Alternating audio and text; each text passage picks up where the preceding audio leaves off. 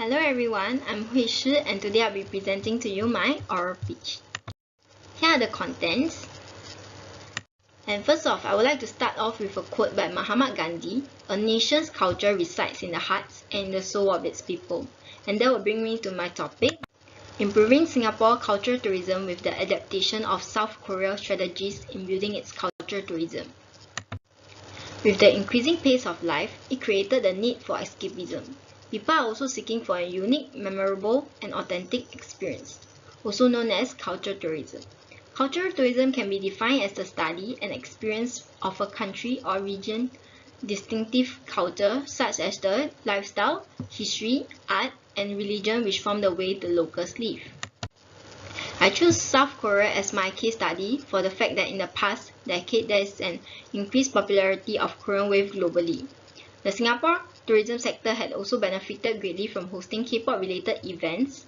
Most importantly, South Korea are able to preserve the intangible cultural products such as traditional costumes and handicrafts, using it as a form of activity for tourists to learn and experience firsthand. The problem with Singapore is that cultural heritage sites are now too dull. It lacks opportunities for social interaction and community building. Hence, there's a lack of interest in cultural heritage in Singaporeans, especially teenagers. While I feel that more can be done to promote local culture and heritage, by adapting how Korea promote their cultural tourism, it will attract Singaporean locals to learn, discover, experience, and appreciate its cultural heritage sites and products in Singapore through events, festivals, and programs. Lastly, this will in turn increase revenue for local businesses in the vicinity and also increase Singapore GDP.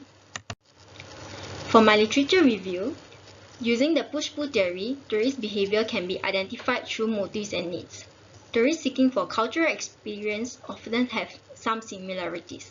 The main push factors are identified as tourist motivation by opportunities to learn and explore different cultures, self-exploration, and escapism. The pull factors identified are authenticity of the destination, beautiful landscapes, services available, and staff friendliness. In the case of Singapore, SPOO has encouraged local students to participate actively in field trips to cultural heritage.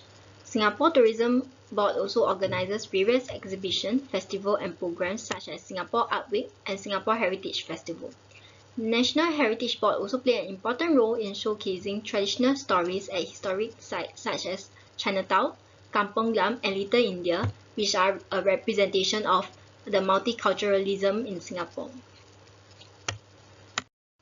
Alright, as for South Korea, the Cultural Heritage Administration of Korea emphasizes on restoration projects for palaces, tombs, and historic sites of the Joseon dynasty. The government also funded films and dramas to feature neglected cultural heritage sites such as the moon that embraces the sun.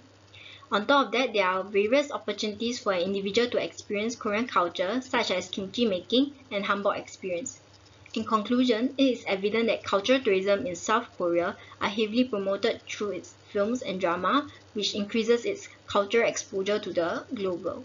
Most importantly, there are a wide variety of opportunities to learn and experience their culture firsthand, which satisfy both locals and tourists' need of having an unique experience. Thus, it is necessary for Singapore to find their own uniqueness and revitalize its old culture, such as offering the experience to wear Peranakan outfits and offer monthly cooking classes for traditional Peranakan food. And this brings me to my grant.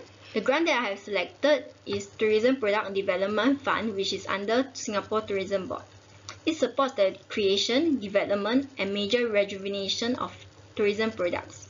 The funding is subjected to the scope of project, which supports up to 50% of qualifying courses such as professional services and production courses.